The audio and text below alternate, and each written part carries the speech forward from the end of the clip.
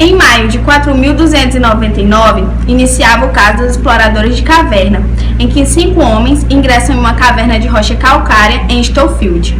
Quando já infiltrados e distantes da entrada da caverna, houve um grande desmoronamento, que veio a obstruir a entrada e saída da caverna. Devido à demora dos exploradores em retornar, foi enviada uma equipe de socorro ao local. A equipe de resgate trabalhava firmemente, quando foram surpreendidos por novos problemas, perdendo 10 homens de sua equipe. Enquanto isso, os exploradores, presos no interior da caverna, esgotavam dos alimentos de que tinham. Até que foi descoberto que os exploradores portavam de um radiotransmissor, a pilha, que através desse equipamento conseguiram fazer contato com os presos na caverna. Os exploradores questionaram então os responsáveis pelo resgate acerca de quanto tempo levariam para que fossem efetivamente resgatados. Porém, obtiveram com resposta de 10 dias. Então, os exploradores disseram ao médico da equipe de resgate o quanto de alimento ainda se tinham e se conseguiriam sobreviver nesses 10 dias, mas a informação que obtiveram do médico foi negativa. Então, Wetmore, um dos exploradores, perguntou se eles sobreviveriam se alimentassem de carne humana. O médico respondeu meio contragosto, mas positivamente. Questionaram se alguém aconselharia a concretização, quem sabe um padre, uma autoridade e etc. Porém, ninguém se manifestou. Então, foi perdido o sinal de transmissão pelo rádio e não conseguiram mais contato. No 32º dia, a equipe de resgate conseguiu libertar os exploradores, porém, Wetmore já estava morto, pois tinha servido de alimento para seus companheiros. A morte ocorreu no 23º dia que se estavam presos no interior da caverna. 3 dias após, perderam contato com a equipe de resgate pelo radiotransmissor. Seguindo os companheiros de Wetmore, este sugeriu e todos concordaram em sortear em lances de dados a vítima que serviria de alimento aos companheiros. Mas um pouco antes de realizar o sorteio, Wetmore quis esperar mais uma semana, porém seus companheiros alegaram quebra de contrato. Wetmore lançou os dados em nome de um de seus companheiros, porém a sorte caiu sobre ele mesmo, que foi morto e serviu de alimento aos outros. Foram então os 4 exploradores encaminhados a julgamento no tribunal de júri, na qual foram culpados de homicídio doloso e condenados à pena de morte por enforcamento. Preliminarmente, se faz necessário ressaltar a situação de terror psicológico vivenciado pelos exploradores. É necessário também ressaltarmos que somos a favor da justiça e não da vingança. No caso em concreto, ocorre que com propositura do sacrifício de um dos indivíduos em prol da coletividade sobrevivente, a aceitação da proposta cria um ambiente hostil, uma preocupação individual questionando se a escolha do indivíduo sacrificado pode recair sobre si, onde a única certeza é de que alguém irá morrer, o que acarreta completa desconfiança entre as vítimas, medo de ser sacrificado enquanto dorme ou apunhalado pelas costas. Não havia mais confiança entre eles, onde foi estabelecida simultaneamente uma situação de perigo atual que se propagou no tempo enquanto ainda soterrados, e de injusta agressão iminente, visto que em qualquer momento alguém poderia ser morto. Isto salientar que a propositura de lançar à sorte a decisão de quem serviria de sacrifício não afasta o terror vivenciado, supracitado e suas consequências. Por diante de um risco de vida, o homem faz de tudo para sobreviver. Essa é uma situação de pavor, que só pode ser compreendida por alguém que passou por situação semelhante. Ora, inegável a existência de perigo atual, visto que além do terror social e o medo de ser ceifada a vida a qualquer momento vivenciado pelas vítimas, havia o risco de morte por desnutrição, sendo necessário e tolerável um sacrifício para o bem da coletividade. Inviável exigir a morte natural de um dos indivíduos para posteriormente os sobreviventes se alimentarem de sua carne, pelo fato de que isso demandaria um lapso temporal muito superior, resultando da desnutrição dos sobreviventes, que teriam sua saúde comprometida e as chances de sobrevivência prejudicadas. Isto é salientar que o sacrifício ocorreu longo prazo de 21 dias, de suprimentos escassos, desde que torreira o soterramento, momento em que a fome se tornou insuportável, tendo esperança de serem salvos antes que se fizesse necessário um sacrifício. Adiaram ao máximo possível a medida extrema de sobrevivência. Outro fato importante a ser ressaltado é o de que a proposta de sacrifício proviera diretamente de Wetmore, sendo este o causador do terror social vivenciado por todos. Sendo assim, existem duas causas provedoras de perigo atual, sendo proveniente da propositura do sacrifício de culpa exclusiva de Whitmore.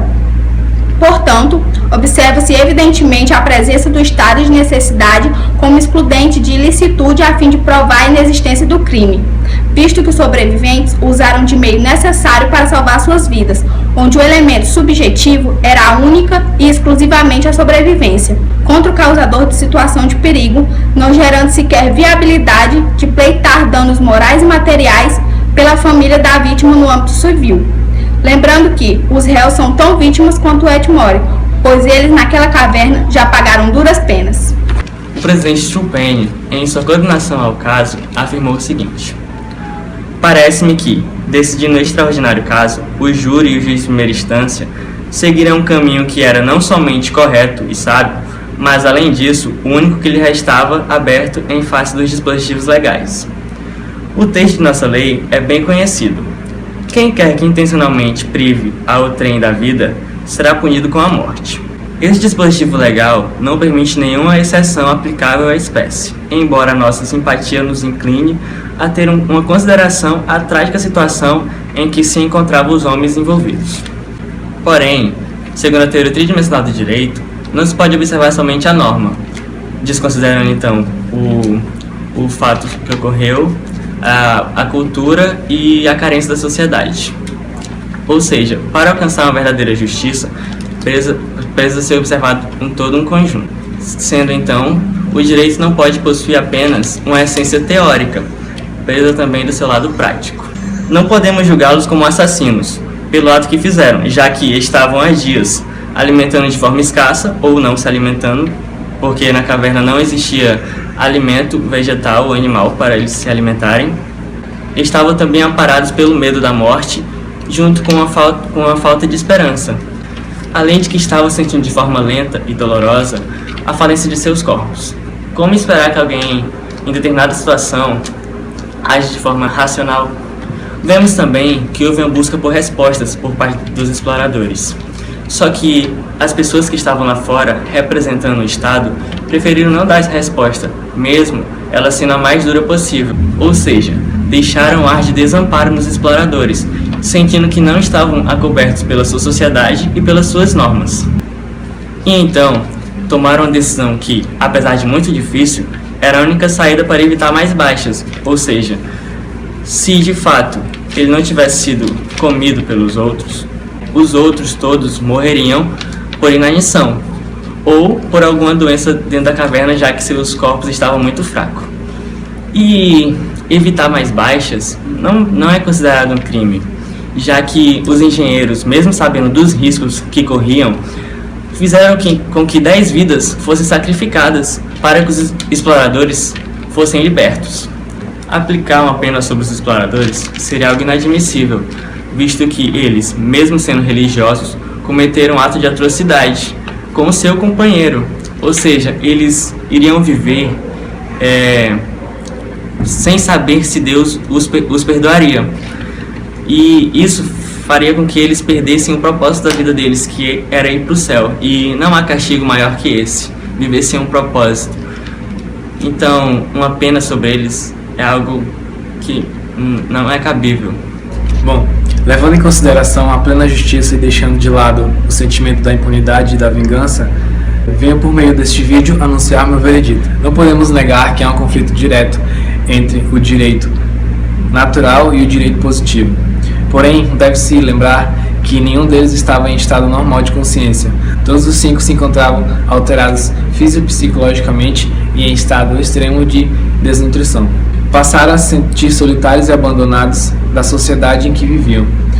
O terrível medo de morrer naquela situação degradante tomou conta de todos que ali estavam. Por mais que estivessem em território estatal, ou seja, consequentemente sobre o poder do Estado, estavam fora do alcance da sociedade. Se encontravam em total desespero e medo. Após dias de resgate, 10 operários morreram tentando salvar aquelas 5 vidas. Após 32 dias, eles finalmente saem. Após a análise deste caso, fica de forma clara que os 4 exploradores sobreviventes só assassinaram Whitmore porque estavam em condições fora de sua realidade, ou seja, em condições adversas àquilo que eram acostumados por toda uma vida, chegando à conclusão que se estivessem fora da caverna, provavelmente jamais cometeriam tamanha atrocidade e ato de desespero. Bom, cometeram um ato por força de uma irracionalidade guardada no consciente humano, algo que só poderia ser desperto em situação extrema, como no caso que ocorreu. Sendo assim, não seria justo condená-los à morte, primeiramente porque não seria justo com os 10 trabalhadores que deram suas vidas para salvar as 5 que se encontravam na caverna. Diante disso tudo, os 4 réus do caso Exploradores de Caverna estão absolvidos. Bom, vamos começar compreendendo melhor o que é crime. É um fato típico e antijurídico. O fato típico é o fato descrito na lei como sendo crime e antijurídico porque vai contrário a ela. No artigo 23 do Código Penal da Lei de número 2.848, afirma que não há crime quando o agente pratica o fato em estado de necessidade, em legítima defesa e em estrito cumprimento de dever legal. Isso quer dizer que se os réus exploradores estivessem sob jurisdição brasileira, em nosso tempo, eles estavam exclusos de toda a culpa. De toda forma, todos eles, no momento de necessidade, fizeram um contrato de boca e todos concordaram pelos dados que um deles, pela sorte, teria de morrer para alimentar os outros. E a sorte decidiu que o ideário dessa façanha seria Roger Whitmore. Os outros alegaram que não poderia haver quebra de contrato. Só que, de acordo com o nosso Código Civil, esse tipo de contrato seria passível de anulação, pois todos estavam em estado de perigo e, nessas circunstâncias, é normal que o psicológico humano concorde com qualquer alternativa para salvar sua própria vida ou a vida de outra pessoa. Outro exemplo de que os réus seriam absolvidos se estivessem sob jurisdição brasileira é o que contém no artigo 24 do Código Penal, na lei também de número 2.848, que considera em estado de necessidade quem pratica o fato para salvar a sua vida de perigo atual, que não provocou por sua vontade, nem podia de outro modo evitar. Direito próprio ou alheio, cujo sacrifício nas circunstâncias não era razoável exigisse. Os 4 exploradores, no julgamento do Tribunal do Júri, foram condenados por homicídio e levaram a pena de morte por enforcamento. Poderia mesmo ter considerado este caso como um homicídio? Vamos relembrar um pouco sobre o conceito do que é homicídio. É quando uma pessoa, inesperadamente e às vezes planejado, mata outra pessoa sem avisar, inesperadamente, sem a outra pessoa imaginar. Às vezes mata por sentimentos de ódio, vingança ou amor não correspondido, entre outros. E no caso dos exploradores de cavernas, eles não haviam planejado matar o Whitmore e nem mataram por sentimentos como ódio. Naquela situação foi o próprio Whitmore que falou que deveriam entre si tirar a sorte para determinar qual deles deveria ser sacrificado para servir sua carne de alimento para os outros. Inicialmente, os acusados hesitaram em adotar essa ideia. E quando eles aceitaram, o Whitmore desistiu do acordo e decidiu esperar um pouco mais de tempo. E os outros o acusaram de violação de acordo e foram para o lançamento de dados, no qual, tendo sido adversa sorte para o Whitmore, então foi morto. Se no começo ele mesmo fez a proposta e deu seu consentimento para um deles ser sacrificado, pode-se afirmar que foi um homicídio? Não foi um estado de extrema necessidade. Ninguém nunca vai imaginar que vai ficar preso em um local sem alimentação, sem água, sem contato, sem nem saber se vai sobreviver. Já imaginou o desespero de não saber de quanto tempo você vai passar num local ainda e nem se vai sair de lá? Eles já estavam há 20 dias sem quase conseguir respirar, e nós sabemos que o corpo necessita de água e alimento. Dá para permanecer cerca de 5 dias em jejum, desde que se tome água, e eles que não tinham nenhum e nem outro. O alimento é o combustível, a fonte de energia para fazer o corpo funcionar. Sem ele, o organismo começa a gastar a gordura que tem, e quando ela acaba, passa a retirar a energia dos músculos, incluindo o coração. Dessa forma, a pessoa fica muito fraca, não consegue fazer nada e todos os órgãos param de trabalhar. É certo que a carne humana não era mais apropriada para eles consumirem ali, Porém, eles tinham o que para consumir? Pedaços de rocha da caverna? Definitivamente não havia outra alternativa. Como observado nos discursos anteriores, não houve nenhum crime, pois para a constituição de um crime é necessário um fato típico, ilícito e culpável. Todavia, como indagados os elementos ilicitude e culpabilidade foram afastados do caso concreto, portanto não houve crime algum.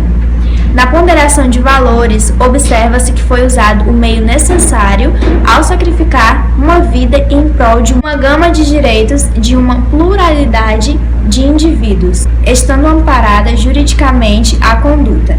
Também seria desnecessário tanto empenho e gastos para salvar aqueles homens e depois condená-los. Como não houve crime, não há o que falar sobre pena, o que é o método de punição com cunho de restabelecimento social contra o indivíduo que comete um crime, o que não é o caso. Sendo assim, são sobreviventes inocentes por não terem cometido crime algum e devem ser absolvidos.